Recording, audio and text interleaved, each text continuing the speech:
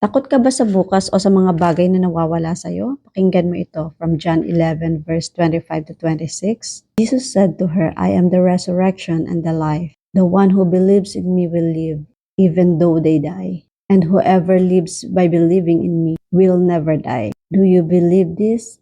Minsan ang daling mawala ng pag-asa kapag may namamatay sa buhay natin. Hindi lang literal na buhay, kundi pati pangarap natin, relasyon o pagkakataon. Feeling natin end of the road na. Para sa Day 101, pinapaalalahanan tayo ni Jesus. Siya ang resurrection and the life. Ibig sabihin, hawak niya ang kapangyarihan na buhayin ang anumang akala natin ay tapos na. Higit pa rito ay binibigyan niya tayo ng kasiguraduhan na ang buhay natin ay hindi na natatapos sa mundong ito. Ang hamon ni Jesus kay Martha noon ay hamon niya sa atin ngayon. Do you believe this? Kapag naniniwala tayo sa Kanya, nagbabago ang pananaw natin. Hindi na tayo takot sa bukas dahil alam natin na kahit anong mangyari, secured ang buhay natin sa Kanya. Si Jesus ay hindi lang past, yung namatay sa krus, o future, yung muling nagbabalik.